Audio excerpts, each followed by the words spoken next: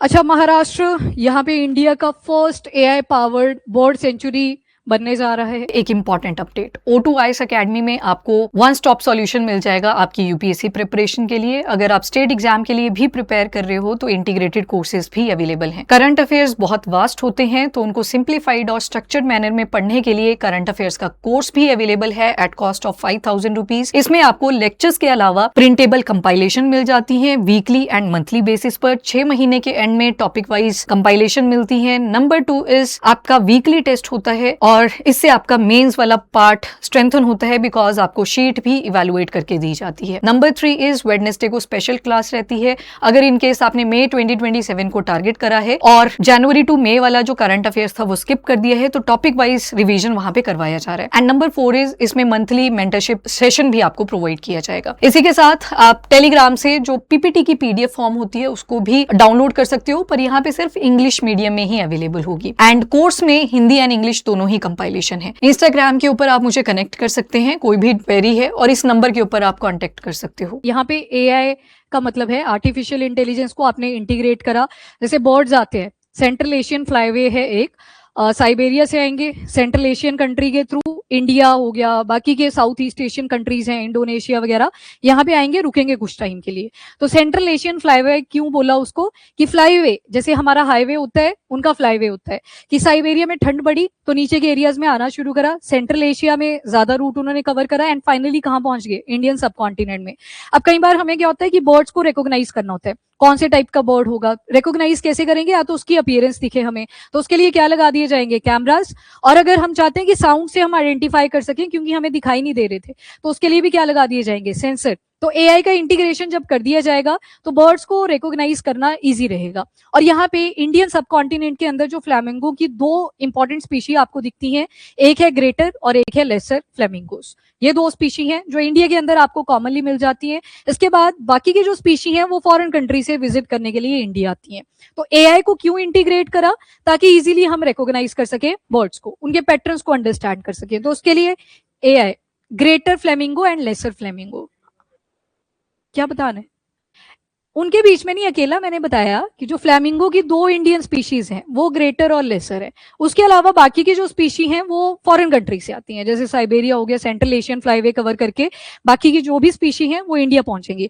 अब ऐसा नहीं है कि ग्रेटर फ्लैमिंगो सिर्फ इंडियन सब कॉन्टिनेंट पे है, कुछ अफ्रीकन कंट्रीज हैं वहां पे भी आपको दिखेंगी, कुछ साउथ ईस्ट एशियन कंट्रीज हैं वहां पे भी दिखाई देंगी, पर मेनली अगर इंडिया की बात करें तो यहाँ पे ये दो स्पीशी आपको फ्लेमिंगो की मिल जाती है, वन इज ग्रेटर एंड दूसरा है लेसर।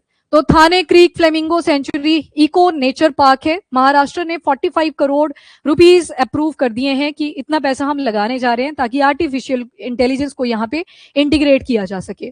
और ये बनेगा इंडिया का first AI powered AI bird detection and monitoring centre.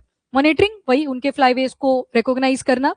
तो याद रखना, Thane creek flamingo sanctuary eco nature park, ठीक है। 45 करोड़ रुपए का पैसा एलोकेट करा है महाराष्ट्र की सरकार ने। एआई बेस्ड बर्ड मॉनिटरिंग रहेगी, कैमरास लगेंगे जो कि एआई एनेबल्ड होंगे, इमेजेस कैप्चर करेंगे, साउंड को रिकॉग्नाइज करेंगे। मतलब वो जो स्पीशी की साउंड थी वो तो एल्गो में आ गई एआई के, तो वैसे ही जब मैच में बैठेगा न्यूरल लिंकेजेस के थ्रू तो वो आइडेंटिफाई कर लेगा कि कौन सी स्पीशी आ रखी है बर्ड की। इसके बाद बर्ड की स्पीशीज और जो उनके माइग्रेशन पैटर्न है उनको भी अंडरस्टैंड करेंगे एंड बर्ड की एक्टिविटी लगभग 1.5 किलोमीटर के स्ट्रेच तक ये नोटिस सकता है, जहां जहां पे भी ये लगाया गया होगा। इसके बाद रियल टाइम साइंटिफिक डेटा ये प्रोवाइड करेगा कंजर्वेशन के लिए। आज के टाइम पे हम हर स्पीशी को कंजर्व करना चाहते हैं तो वहां पे ये भी दिखेगा। और अब आपको क्या दिख रहा है कि कंजर्वेशन में जो पहले सिर्फ नेचर तक की थी और टेक्नोलॉजी की वजह से डिस्टर्ब हो रही थी, अब टेक्नोलॉजी सपोर्ट कर रही है कि कैसे आप कंजर्व कर सकते हो अगर उसका ठीक से यूज किया जाए। थाने क्रीक फ्लेमिंगो सेंचुरी है ये। थाने क्रीक ये बिल्कुल मुंबई और नवी मुंबई इनके बीच में जो अलॉन्ग एरिया चलता है वहीं पे है। वाइल्ड लाइफ सेंचुरी से 2015 में डिक्लेयर करा था और ये इंडिया की फर्स्ट डेडिकेटेड फ्लेमिंगो सेंचुरी भी थी। Ecological importance, coastal wetland ecosystem ये दिखाता है। अच्छा, फ्लेमिंगो को अगर आप ध्यान से भी देखेंगे तो वेडिंग स्ट्रक्चर होता है इनका, टांगे वगैरह और गर्दन काफी लंबी लंबी दिखाई देती हैं एंड ज्यादातर ये शैलो वाटर में आपको घूमते हुए दिखेंगे। शैलो वाटर मतलब ज्यादा डेप्थ नहीं होगी, तो जो भी नियर बाय फिश होंगे, क्रस्टेशियंस आगे, क्रस्टेशियन में एक दो एग्जाम्पल बताओ। श्रिम्प, वेरी गुड, श्रिम्प भी आपने देखे थे, क्रस्टेशियन होते हैं।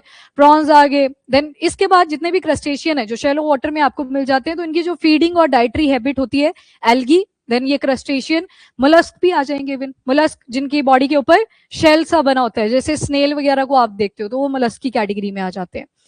इसके बाद माइग्रेटरी इंपॉर्टेंस क्या है इनकी, तो जैसे यहाँ पे आपने देखा रशिया वाला पार्ट, यहाँ पे आ जाएगा साइबेरिया। यहाँ पे भी काफी सारी बर्ड स्पीशीज होती हैं, पर बर्फ जब ज्यादा पड़ जाती है, ठंड बहुत पड़ जाती है, तो नीचे की तरफ कौन सी कंट्रीज आ जाएंगी? सेंट्रल एशियन कंट्रीज 5 थी टोटल, के स्क्वायर यू टी स्क्वायर, बताओ के से? किर्गिस्तान एंड कजाकिस्तान, अजबेकिस्तान, तुर्कमेनिस्तान और तजिकिस्तान, ठीक है। और इसके बाद नीचे क्या आ गया? इंडियन सब कॉन्टिनेंट। तो यहाँ तक ये स्पीशी घूमते घूमते आ जाती हैं। फ्लेमिंगो क्या, बहुत सारी स्पीशीज हैं जो कि आती हैं, पर अभी मेन फोकस कहाँ पे करा जा रहा है? फ्लेमिंगो। और ये जो थाने क्रीक वाला एरिया भी है, यहाँ पे भी वेटलैंड लाइक अपीयरेंस मिलती है। वेटलैंड ऐसा जमीन का पोर्शन जो पानी के साथ सेचुरेटेड रहता है, तभी बोला वेटलैंड, मतलब नमी रहेगी उस जमीन में। टेम्परेरी भी हो सकती है, परमानेंट भी हो सकती है, और जहां पे जमीन और पानी दोनों अवेलेबल है, मतलब वहां पे जो डेप्थ होगी वाटर की वो कम रहेगी।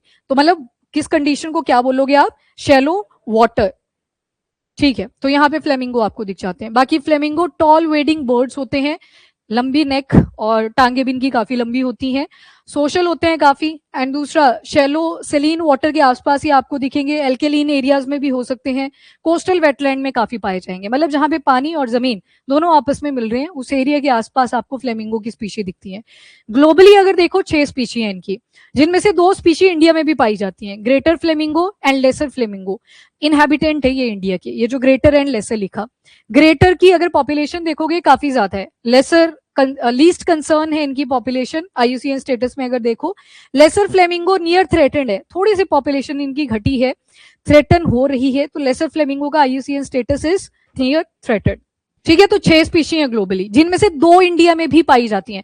भी का मतलब ऐसे आ जाए कल को स्टेटमेंट की ग्रेटर एंड लेसर फ्लेमिंगो सिर्फ इंडिया में पाए जाते हैं, वो गलत है फिर स्टेटमेंट।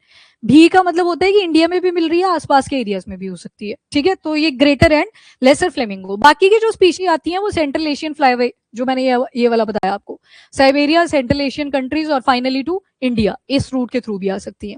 बाकी डाइट एंड कलर वगैरह देखोगे तो कैरोटीनॉइड्स की वजह से रेड, ऑरेंज, येलो ऐसी टिंच देता है, क्योंकि जो एल्गी होता है, एल्गी का एक और नाम है दैट इज साइनोबैक्टीरिया। कौन सी वाली होती है साइनोबैक्टीरिया? Blue green algae. तो ये ऐसी ऐसी टोन आपको इनकी भी देखने को मिलती है, क्योंकि एल्गी वगैरह के ऊपर ये ठीक ठाक फीड करते हैं, और जब एल्गी के ऊपर फीड करते हैं तो इनके अंदर भी वो कैरोटीनॉइड्स आते हैं और कलर की ऐसी अपीयरेंस रहती है। बाकी पिंक कलर तो कैरोटीनॉइड पिगमेंट की ही वजह से है, जो इनकी डाइट के थ्रू चला जाता है। आज के टाइम पे जितनी भी वाटर स्पीशीज हैं उनको ये सारे थ्रेट फेस करने पड़ रहे हैं। Number 1, habitat degradation. अभी पिछला आर्टिकल इसके बिल्कुल ऑपोजिट था, आपने बोला केमिकल पार्क्स बनाएंगे, उसके बाद वेस्ट भी निकलेगा, और अगर वो वेस्ट आता है टुवर्ड नेचुरल वाटर बॉडीज, तो आपको दिख रहा है कि हैबिटेट तो इनका डिग्रेड करेगा ही करेगा। पॉल्यूशन एक one of the most important factor जो आज के लिए जितनी भी वाटर स्पीशी है उनके लिए थ्रेट बन रखा है।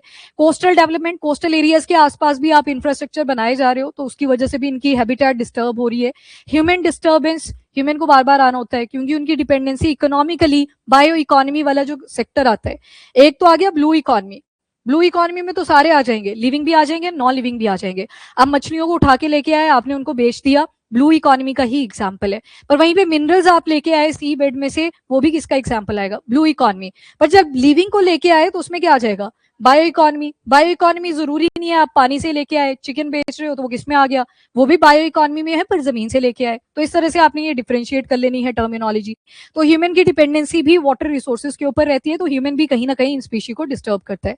वाटर क्वालिटी आज के टाइम पे चेंज कर रही है, और चेंज कैसे कर रही है? लास्ट वाला आर्टिकल याद रखिएगा, कुछ ना कुछ केमिकल इंग्रेडिएंट आता जाता है, तो उसकी वजह से ये भी डिस्टर्ब कर रहा है। तो हमें क्या दिखता है कि जो वेटलैंड्स हैं इनको कंजर्व करना भी बहुत ज्यादा इंपॉर्टेंट हो जाता है। एंड जो वेटलैंड है, याद रखना, ये किडनी की तरह भी एक्ट करते हैं नेचर के। किडनी का काम ही क्या होता है? फिल्ट्रेशन। तो जो भी हैवी मेटल जैसे मर्क्यूरी हो गया, मर्क्यूरी की वजह से एक बहुत पॉपुलर बीमारी थी जो फैली थी, मिनामाता डिजीज, ठीक है। मिनामाता मछली से आई थी जापान में, ये तो पता नहीं, तो बोलते होंगे। एक आर्सेनिक था, कैडमियम था, इनकी वजह से भी, कैडमियम की वजह से कौन सी आई थी? इतई इतई, ज्वाइंट में पेन रहती है, या आउच आउच भी इसको बोल देते हैं, कि जब ज्वाइंट में पेन निकलती है तो आउच आउच की आवाज आती है, तो ये कैडमियम की वजह से आया था। ये पंजाब के पेपर का बड़ा ही रिपीटेड सा क्वेश्चन है, इनको कर लेना। आउच आउच, या इसको इतई इतई भी बोल देते हैं। आर्सेनिक से कौन सी आई थी? Arsenic, black foot disease, black foot disease. तो इस तरह से ये जो हैवी मेटल्स होते हैं कोई ना कोई बीमारियां भी कॉज करते हैं। वेटलैंड्स के अंदर टेंडेंसी होती है इन हैवी मेटल्स को एब्जॉर्ब कर लेना। वेटलैंड के अंदर डायरेक्टली नहीं, जो भी यहाँ पे फ्लोरा वगैरह उगी होगी, प्लांट्स उगे होंगे, उनके अंदर टेंडेंसी रहती है कि इन हैवी मेटल्स को एब्जॉर्ब कर लिया जाए। तो थ्रेट्स भी काफी सारी ये स्पीशी फेस कर रही है। ठीक है, तो छोटा सा आर्टिकल था बट इंपॉर्टेंट था, इसको प्रिपेयर कर लेना।